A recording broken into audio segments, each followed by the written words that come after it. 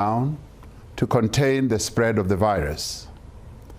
I am sorry that these measures imposed a great hardship on you, restricting your right to move freely, to work, and to eke out a livelihood. As a result of these measures we imposed and the sacrifices that you made, we have managed to slow the rate of infection and prevent our health facilities from being overwhelmed. We have used the time during the lockdown to build up an extensive public health response and prepare our health system for the anticipated surge in infections. Now, as we enter the next phase of our struggle against this virus, it is once again your actions that will determine the fate of our nation. As individuals, as families, as communities, it is you who will determine whether we experience the devastation that so many other countries have suffered, or whether we can spare our people, our society, and our economy from the worst effects of this pandemic. We know that the most effective defense against this virus is also the simplest. Washing our hands regularly, wearing a face mask, keeping at least a 1.5 meter distance from other people, avoiding touching our faces with unwashed hands, and cleaning surfaces that we touch regularly. It is through diligently and consistently observing these basic practices that will make us overcome this pandemic. There are now 22,583 confirmed coronavirus cases in South Africa. Around half of these people have recovered, either because their symptoms have been mild or because of the care that they received in our hospitals. Tragically, some 429 people have lost their lives. To their families, friends, and colleagues, we offer our deepest sympathies. Your loss is our loss. There are now just over 11,000 active coronavirus cases in the country. Of these, 842 patients are in hospital, and 128 of these are in intensive care. The number of infected people could have been much higher had we not acted when we did to impose drastic containment measures. We are consequently in a much better position than many other countries were at that stage in the progression of the disease. As a result of the drastic containment measures we've taken, we've been able to strengthen our health response. As of today, we've conducted well over 580,000 coronavirus tests and more than 12 million screenings. This is much more than what many other countries, especially on our continent, have been able to do. There are nearly 60,000 community health workers who have been going door to door across the country to identify possible cases of coronavirus. In preparation for the expected increase in infections, around 20,000 hospital beds have been and are being repurposed for COVID-19 cases.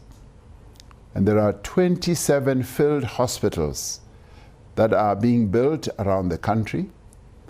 A number of these hospitals are ready to receive coronavirus patients. At the same time, we have experienced several challenges, including a shortage of diagnostic medical supplies such as test kits, as a result of the great demand for these supplies across the world.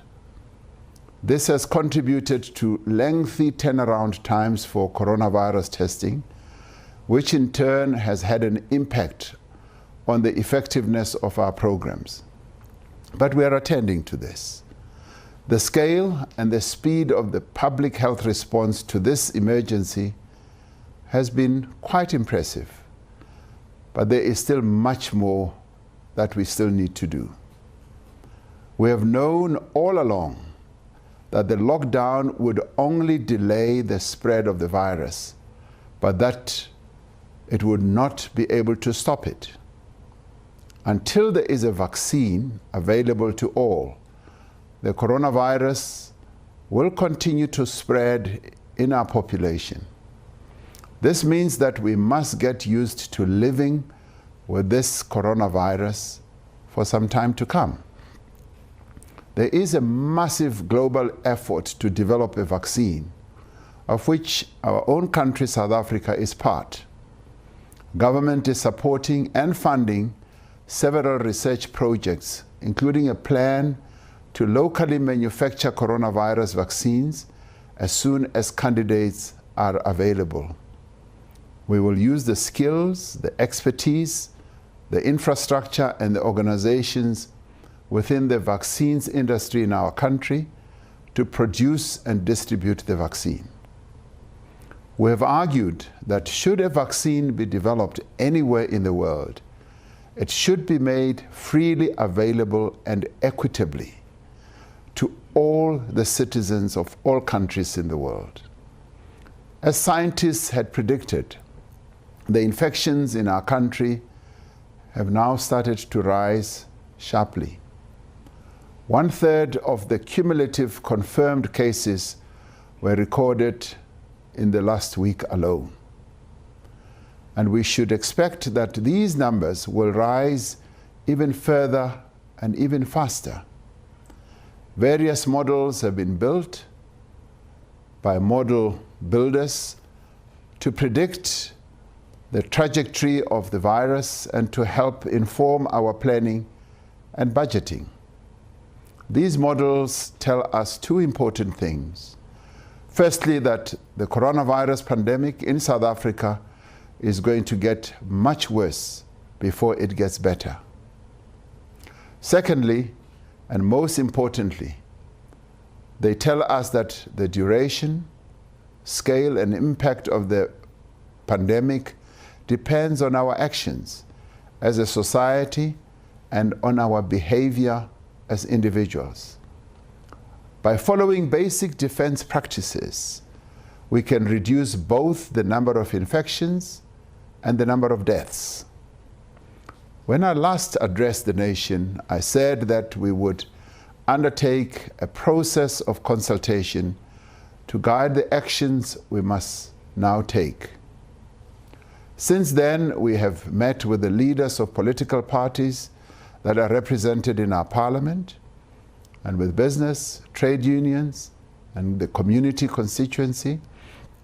We've met with our premiers, our mayors, representatives of the South African Local Government Association, SALGA, the traditional leaders in our country, and representatives of the interfaith communities. As we have done from the start of this crisis, we have also sought the advice of the Ministerial Advisory Committee that advises our Minister of Health on COVID-19, who are a group of highly qualified, respected, and experienced scientists, clinicians, and epidemiologists, as well as public health experts. We are extremely grateful for the work that this Ministerial Advisory Committee has been able to do and continue to do to ensure that our response is informed by the best available scientific evidence. We appreciate the diverse and sometimes challenging views of the scientists and health professionals in our country, which stimulate public debate and enrich our response, and we respect that. We have also been guided by advice from the World Health Organization and the Africa Center for Disease Control and Prevention, which is part of the African Union. As we are dealing with a pandemic that affects the lives and the livelihoods of all South Africans, it was important that we consult as widely as possible. These consultations have been both necessary and worthwhile in that we received several constructive suggestions. These suggestions have enriched the thinking in government, providing a direct view of the challenges that our people in different constituencies confront. The groups we consulted are as diverse and as varied as the South African people themselves. And all of them agree that we acted appropriately and decisively to slow the spread of the virus. They are all united in their insistence that our central goal must be to save lives and to protect livelihoods. While there are several areas of difference, all of these groups are in broad agreement on the approach we need to take to build on the gains that we have made thus far. While the nationwide lockdown has been effective, it cannot be sustained indefinitely. We introduced the 5-level COVID-19 alert system to manage the gradual easing of the lockdown. This risk-adjusted approach is guided by several criteria, including the level of infections and the rate of transmission, the capacity of our health facilities, the extent of the implementation of public health interventions, and the economic and social impact of continued restrictions. It is on the basis of these criteria and the following consultation that Cabinet has determined that the alert level for the whole country should be lowered from level 4 to level 3, with effect from the 1st of June 2020. Moving to alert level 3 marks a significant shift in our approach to the pandemic. This will result in the opening up of the economy and the removal of a number of restrictions on the movement of people, while significantly expanding and intensifying our public health interventions. Even as we move to alert level 3, it is important that we should be aware that there are a few parts of our country where the disease is concentrated and where infections continue to rise. We will have what we call a differentiated approach to deal with these areas that have far higher levels of infection and transmission. These areas will be declared coronavirus hotspots. A hotspot is defined as an area that has more than 5 infected people per 100,000 people, or where new infections are increasing at a very fast pace. The following metros in our country have been identified as coronavirus hotspots: Tshwane, Johannesburg, Ekurhuleni, eThekwini, Nelson Mandela Bay, Buffalo City, and Cape Town. There are other areas that are also hotspots, and they being West Coast, Overberg, and Cape Winelands district municipalities in the Western Cape, Chris Hani district in the Eastern Cape, and Ilembe district in KwaZulu-Natal. We are particularly concerned about the situation in the city of Cape Town and in the Western Cape generally, which now has more than half the total infections in the country. We are attending to this as a matter of urgency. The list of hotspot areas will be reviewed every 2 weeks, depending on the progression of the virus. In dealing with the virus in these areas, we will implement intensive interventions aimed at decreasing the number of new infections. We're putting in place enhanced measures of surveillance, infection control, and management. We will assign a full-time team of experienced personnel to each of these hotspots. This team will include epidemiologists, family practitioners, nurses, community health workers, public health experts, and emergency medical services, and these will be supported by the Cuban doctors who are experts. We will link each hotspot to testing services, isolation facilities, quarantine facilities, treatment, hospital beds, and contact tracing. Should it be necessary, any part of the country could be returned to alert levels 4 or 5 if the spread of infection is not contained despite our interventions, and that where we see that there is a risk of our health facilities being overwhelmed. In time, however, through our efforts, it will be possible, and we are aiming for this, to place areas where infections are low on levels 2 and 1. The implementation of Alert Level 3 from the beginning of June will involve the return to operation of most sectors of our economy, subject to the observance of strict health protocols and social distancing rules. The opening of the economy and other activities means that more public servants will also be required to go back to work. This will be done in accordance with provisions of the Occupational Health and Safety Act and as guided by the Department of Public Service and Administration, working together with all government departments. We appreciate the work that continues to be done by public servants, especially those who are in the front line in the fight against COVID-19. The safety of all workers, including public servants, is a matter of concern to us.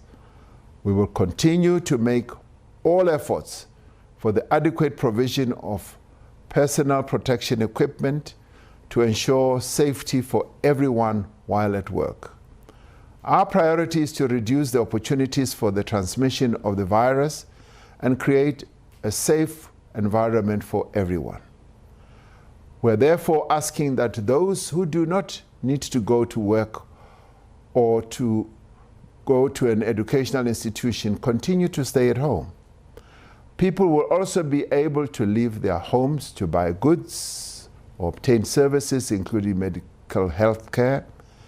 People will also be able, in this level 3, to be able to exercise at any time during the day, provided this is not done in groups. The curfew and the movement of people will be lifted. Alcohol will be sold for home consumption only under strict conditions on specified days and for limited hours. Announcements in this regard will be made once we have concluded discussions with the sector on the various conditions. The sale of tobacco products will remain prohibited in Alert Level 3 due to the health risks associated with smoking. All gatherings will remain prohibited except for funerals with no more than 50 people or meetings in the workplace for work purposes.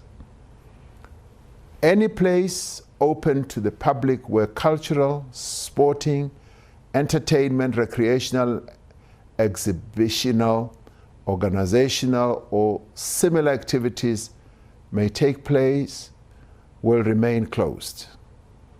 We have had fruitful discussions with the leaders of the interfaith religious community on their proposals for the partial opening of spiritual worship and counseling services subject to certain norms and standards.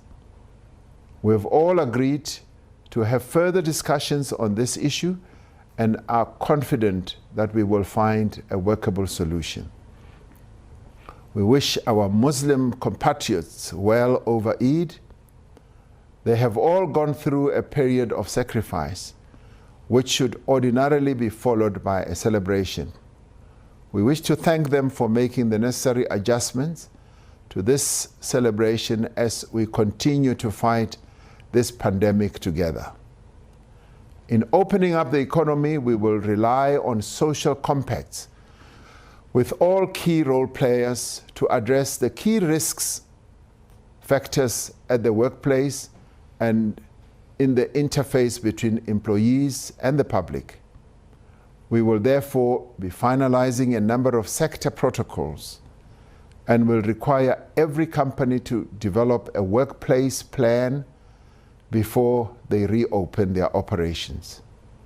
According to these plans, companies will need to put in place sanitary and social distancing measures and facilities. They will need to screen workers on arrival each day, quarantine those who may be infected, and make arrangements for them to be tested. They also need to assist with contact tracing if employees test positive.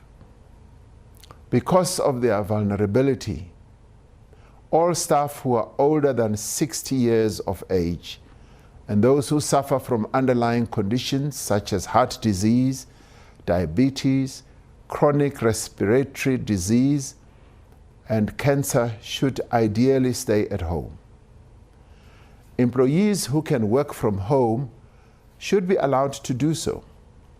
Subject to these measures, all manufacturing, mining, construction, financial services, professional and business services, information technology, communications, government services, and media services will commence full-time reopening from the 1st of June. Appropriate restart and phasing in arrangements will need to be put in place for every workplace. Wholesale and retail trade will be fully opened, including stores, spaza shops, and informal traders. E-commerce will continue to remain open as well. Other sectors that opened previously, such as agriculture and forestry, utilities, medical services, food production and manufacture of hygiene products, will remain fully opened. To ensure that we maintain social distancing, certain high-risk economic activities will remain prohibited. These include places such as restaurants, bars, taverns, except for delivery or collection of food. Accommodation and domestic air travel, except for business travel, which will be phased in on dates to be announced. Conferences, events, entertainment and sporting facilities. Personal care services, including hairdressing and beauty services. The return to work will be phased in so that the workplace can be made coronavirus ready. It must be done in a manner that avoids and reduces risk of infection. We have held discussions with the tourism, hotel, and restaurant industry regarding the challenges and hardship these sectors are experiencing. They have made several proposals regarding the measures they intend to put in place when their sectors are opened. We are giving consideration to these proposals, and we are confident that we will find a workable solution as well. There are many companies that have gone beyond what is required by regulation to support the coronavirus response, including those who have already provided screening, testing, and even isolation facilities for their employees. And we thank them for this. We will be discussing with larger employers how they can make quarantine facilities available for their workers as well. We applaud those companies and individuals that have contributed to the Solidarity Fund and in other ways to our response. And these include companies such as Volkswagen, which is building a field hospital in an unused factory in Nelson Mandela Bay that will be able to accommodate up to 4,000 beds. One of the greatest challenges we will face with a move to level 3, which will enable the return to work of, well, up to 8 million people, will be the increased risk of transmission in public transport. We need to have a partnership between commuters, taxi and bus operators, business and government to take our people to places of work safely. Commuters will always need to wear masks, be it in buses, in taxis, or on trains, to wash their hands before and after they have traveled, and avoid touching their faces with unwashed hands. Commuters will also need to keep a safe distance from other commuters.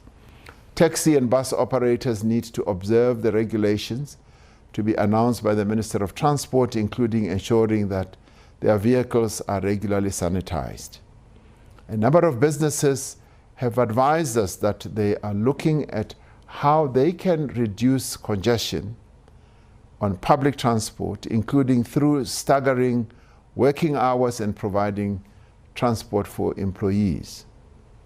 Our national borders will remain closed except for the transport of goods and the repatriation of our nationals. Another difficult challenge that we had to confront is the reopening of schools. Our priority is the health and well-being of learners, students, educators, and workers in these institutions. We are also concerned about the growth and development of our children, and that an entire generation of learners should not be permanently disadvantaged by this pandemic. We are therefore taking a cautious and a phased approach to the reopening of schools, guided by medical advice and in consultation with all stakeholders. We will be resuming classes for grades 7 and 12 learners from the 1st of June. Strict infection control measures and, where necessary, additional water and sanitation infrastructure are being put in place to enable social distancing, regular hand washing, and learner safety. Measures are also being put in place to ensure safety as children access the school nutrition program and learner transport. The school calendar will be revised and the curriculum will be trimmed so that we can still recover the 2020 year school. It is understandable that there is some concern about the reopening of schools, and I must stress that no parent will be forced to send their child to school if they are worried about safety at the school. But if we all work together, if we diligently follow all the precautions and protocols, we'll be able to keep our schools safe. We are also taking a phased approach to the resumption of learning at institutions of higher learning. From the 1st of June, all public universities are expected to implement remote teaching and learning strategies to ensure that all students are given a fair opportunity to complete the 2020 academic year.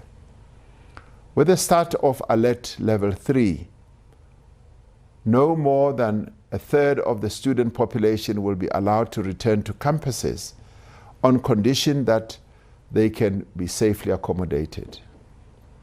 Institutions will open up further as the coronavirus alert level changes. As we mobilize our health resources to meet the expected surge of coronavirus cases, we must make sure that we do not create the space for the emergence of other health crises.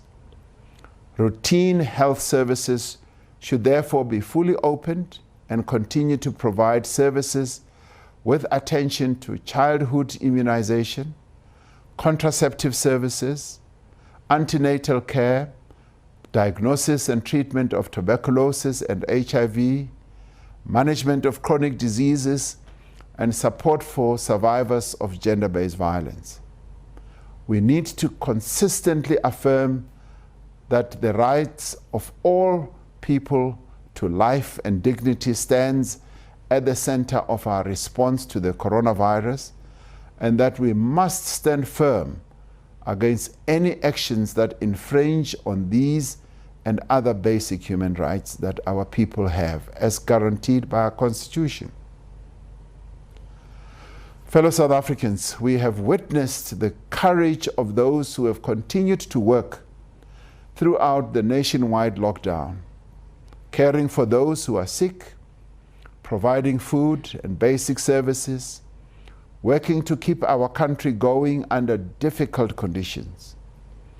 The burden of the lockdown has been most severe for those least able to bear it. Now it is time for most of us to return to work and to resume parts of our lives that have been on hold since the lockdown began.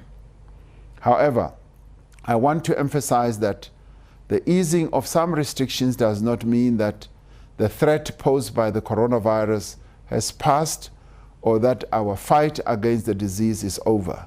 In fact, the risk of a massive increase in infection is now greater than it has been since the start of the outbreak in our country. Now is the time when we must intensify our efforts and deepen our cooperation. Now we look once again to you, to your actions and to your sense of responsibility. We look to you to uphold the sanctity of life and the dignity of all people. We also look to you to protect the weakest and most vulnerable amongst us. We look to you to demonstrate the solidarity and compassion that has characterized the response of the South African people to this crisis. In meeting this grave challenge, we will move ahead as one people, united in action and determined that we will surely overcome.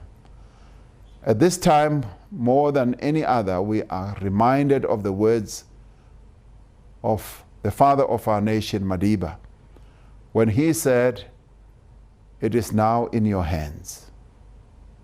May God bless South Africa and protect its people. I thank you.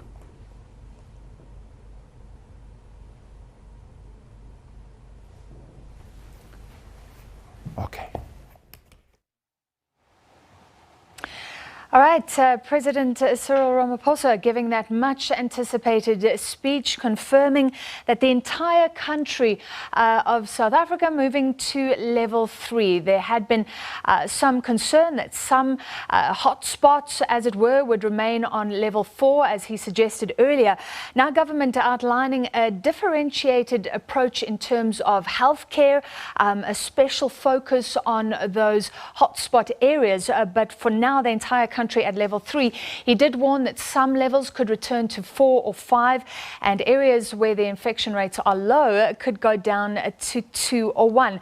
Some of the other big announcements, of course, a lot of people are listening out for news on alcohol or cigarettes. Alcohol will be sold, those restricted hours to be worked out with the sector itself. The sale of tobacco will remain prohibited for health reasons, he said. Gatherings prohibited, funerals still exempt up to 50 people. Business travel, that's interesting, will be phased in. Otherwise, borders remain closed only for the transportation of goods and the repatriation of individuals, and addressing a lot of the concerns around the opening of schools there. All right, let's get some analysis now. Angelo Fick, Research Director, ASRI, and Professor Somadoda Fikeni join us. Angelo, let me start with you. he was certainly sympathetic there, saying that the burden has been most severe for those least able to bear it. Do you think this addressed the main